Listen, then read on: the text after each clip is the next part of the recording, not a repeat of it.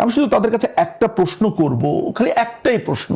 5ই অগাস্টের পর ছাত্রলীগ করতো, কিন্তু এখন এই এনসিপি, ইনকিলাব মঞ্চ, বিএনপি, জামাতের সাথে যারা আছে তারা কি আসলেই ছাত্রলীগ করতো?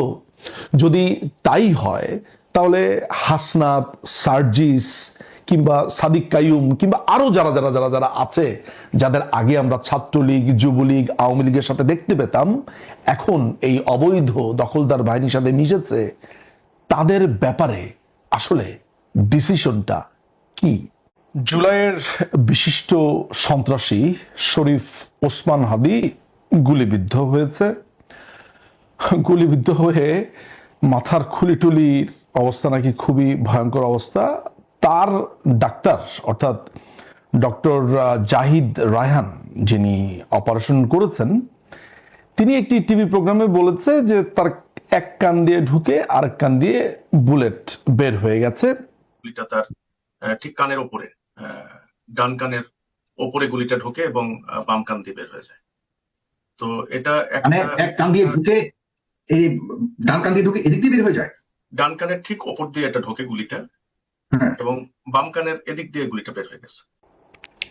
একজন মানুষ হিসেবে, অর্থাৎ হাদির মতো একটা পাশবিক পশু হিসেবে না, একদম একটা সাধারণ মানুষ হিসেবে, একজন আইনজীবী হিসেবে, একজন প্রফেশনাল হিসেবে, একজন মানবিক মানুষ হিসেবে যে কোনো ধরনের প্রতিহিংসামূলক আচরণ, উগ্রতা, এগুলো বরাবরই আমি নিন্দা জানাই এবং সব সময় এটা বলে এসেছি যে শান্তিপূর্ণ যে কোনো সমাধানই আমাদের কাম্য।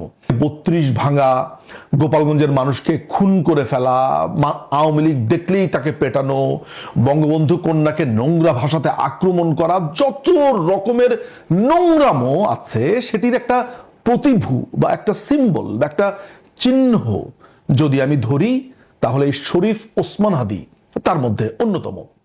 আগামী 24 ঘন্টায় অ্যাকশন দেখবো, অ্যাকশন। সাল্লাল্লাহু ছিঁড়ে ফেলাইতে হবে খানকি। বাংলাদেশের অস্তিত্ব থাকবে না যদি গোপালগঞ্জ বাইতে থাকে। ভাই, মুক্তিযুদ্ধের চেতনা কোটান কোট এইটার বিরুদ্ধেই তো জুলাই হইছে। গালাগালি অনেকবার তওবা করি, করবো না, ছাইড়ে দিতে চাই। নিজের ছেলে হইছে, এখন তো একটা বয়স আসছে, গালাগালির একটা পর্যায়ে আছে, কিন্তু দায়িত্ব না দিলেও এখন গুণ হয়, এমন পর্যায়ে আসছে। শেখ মুজিব মরার পর জানাজার লোক পাওয়া যায় নাই, গাইবানা জানাজাও কেউ পড়ে নাই। অন্য হাতে বাঁশের লাঠি থাকবে, আমরা বাঁশের লাঠি তৈরি করছি। আমরা বাঁশের লাঠিতে বাংলাদেশের পতাকা এবং আমাদের যে লাল জুলাই, রক্তিম লাল, তার পতাকা থাকবে। এক হাতে পতাকা, অন্য হাতে লিফলেট। সারাদিন আমরা শাহবাগে থাকবো। আওয়ামী লীগকে অনুরোধ জানাই, আমরা শাহবাগে তো অবস্থান নিয়ে থাকবো, সাহস থাকলে তারা বলুক যে কোনো একটা জায়গায় এই সময় তারা থাকবে।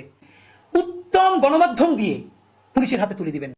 সচিবালয়ে বসে এখনো জুলাইয়ের বিরুদ্ধে ষড়যন্ত্র করা হয়, সচিবালয় থেকে সেদিনকে আর তাদেরকে বের হতে দেওয়া হবে না। এটা আওয়ামী লীগ তো বললে আমরা জিব্বে ছেড়ে ফেলতাম। যদিও যে এখানে বোকা স্টুপিড যে শ্রেণীটা আওয়ামী লীগের, এরা বের হয়ে কুকপাক দেয় আর জেলে যায়। বাংলাদেশে অফিসিয়ালি আওয়ামী লীগের কবর রচিত হয়ে যাবে। এই মুহূর্তে আওয়ামী লীগকে নিষিদ্ধ করে দেন। বাংলাদেশের কোন নির্বাচনের ব্যালটে নৌকা মার্কা থাকবে না। এই যে গৃহযুদ্ধটা হওয়ার কথা ছিল, হইল না, তো অশান্তি তো কিছু থাকবেই। আমরা তো রাষ্ট্র গঠন করবো। আওয়ামী লীগের, খুনি লীগের, জঙ্গি লীগের জন্ম ভারতে, তাদের মৃত্যু ভারতে। এই যে আমাদের মুখের ভাষা খারাপ হয়েছে কেমনি? শেখ হাসিনা বানাইছে। এই ছেলেটি গত 15 বছর ধরে কবিতা লিখেছে। আমি এর ব্যাপারে খোঁজ খবর নিয়ে দেখলাম, এই বিভিন্ন টাইপের কবিতা লিখতো, পুতু টাইপের কবিতা, প্রেমের কবিতা লিখে বেড়াতো। 5ই অগাস্টের পরে সে ব্যাপক বিপ্লবী হয়েছে, এবং বিপ্লবী এমন হয়েছে যে রাজনীতির যত রকমের নর্মস আছে, যত রকমের সভ্যতা, ভব্যতা যা আছে, সমস্ত কিছুকে সে পেরিয়ে গেছে। বাংলাদেশ আওয়ামী লীগের কি বিরোধিতাকারী বাংলাদেশে নেই? আছে না? বছরের পর বছর বাংলাদেশ আওয়ামী লীগের বিরুদ্ধে বলেছে, আওয়ামী লীগকে পছন্দ করে না এমন মানুষ আছে না?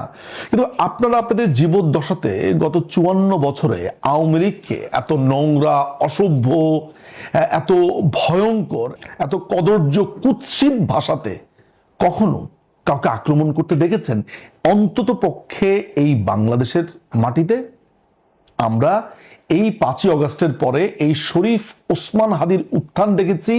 এই ছোট প্রায় 5 ফুটি একটা ছেলে দিনের পর দিন এত বড় বড় লাফ দিয়ে, এত বড় বড় জাম্প মেরে সে যেসব কথাবার্তা বলতো, এই যে খুনের একটা আবহ তৈরি করা, অর্থাৎ একটা খুনের পরিষেবা পরিষদ তৈরি করা, যে কিভাবে আওয়ামী লীগের নেতৃবৃন্দকে খুন করতে হবে, কিভাবে আওয়ামী লীগকে শেষ করে দিতে হবে, কিভাবে আমাদেরকে মারতে হবে, ধরতে হবে। অর্থাৎ বাংলাদেশে যেই দলটি প্রায় 40% বেশি যাদের ভোট রয়েছে, তাদের নেতাকর্মীদেরকে গণহত্যায় মারতে হবে, তাদেরকে মেরে ফেলতে হবে, খুন করতে হবে, এটাই ছিল ওসমান হাদির মূল প্রতিপাদ্য বা তার বক্তব্যের প্রতিপাদ্য।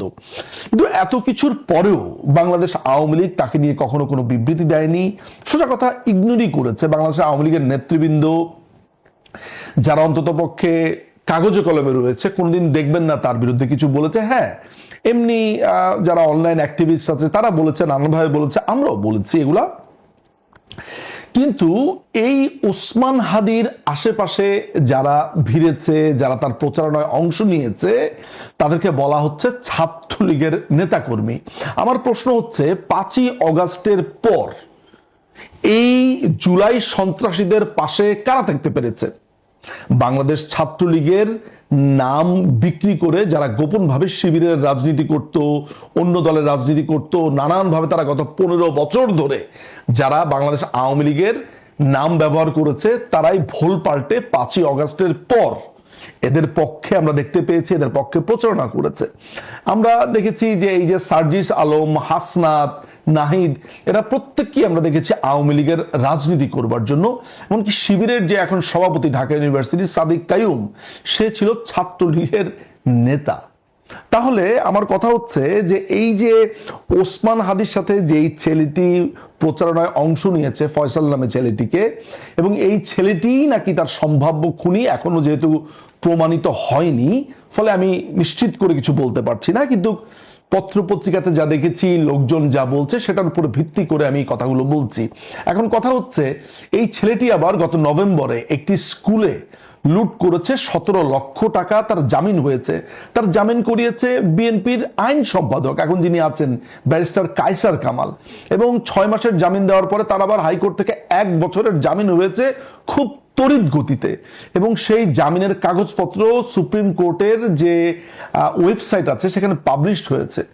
একটা ছাত্রলীগের কর্মীর জন্য এই এখনকার যে দখলদার, এই একটা ছাত্রলীগ কর্মীর জন্য এখনকার দখলদার অবৈধ এই ইউনুস বাহিনী কখনো কি আসলে জামিনের জন্য এই তোড়জোড় করবে?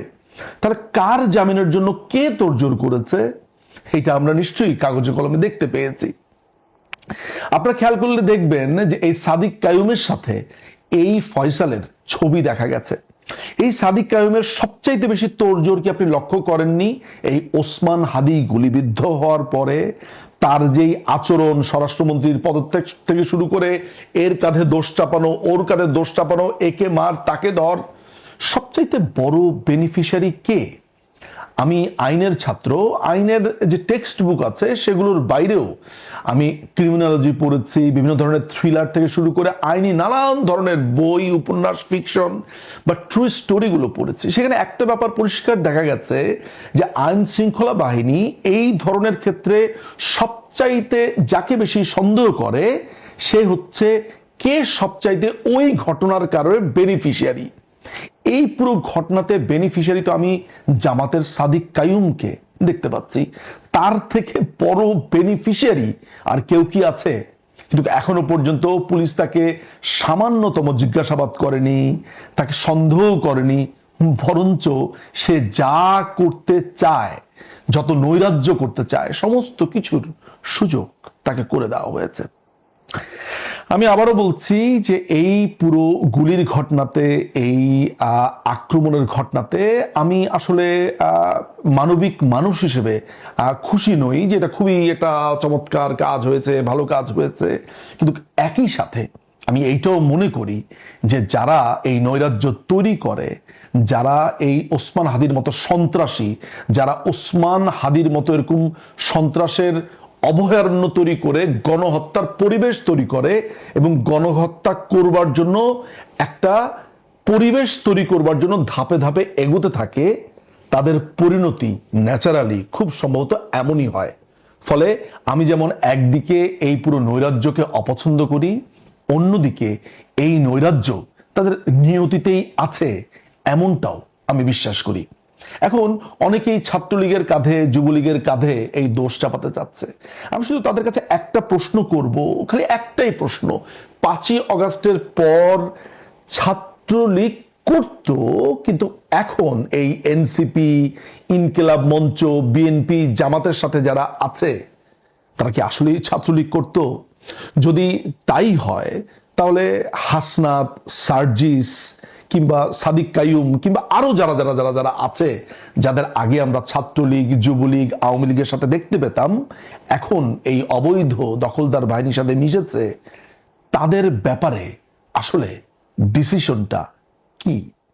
ফলে নিজেদের দোষ, নিজেদের লোকরাই নিজেদেরকে হত্যা করবার পর বা হত্যার চেষ্টা করবার পর যখন ঘুরে ফিরে সমস্ত কিছুই আওয়ামী লীগের দিকে চাপানো হয়, তখন এইটা বুঝবার বাকি থাকে না যে এই পুরা ঘটনাটার পরিকল্পনা করাই হয়েছে আওয়ামী লীগকে আরো কর্নার করবার জন্য, ইলেকশনকে কেন্দ্র করে নতুন আরো নৈরাজ্য তৈরি করবার জন্য। যারা ভাবতে পারেন, ভাবতে শিখেছেন এবং ভাবতে চান, তাদের জন্য এই পুরো ঘটনাতে অনেক কিছু রয়েছে ভাবার। আমি বলবো, ভাবুন, ভাবুন এবং ভাবুন, এবং প্রশ্ন করতে শিখুন, জিজ্ঞেস করতে শিখুন যে কিভাবে হয়েছে, কেন হয়েছে, কি হচ্ছে। অনেক ধন্যবাদ।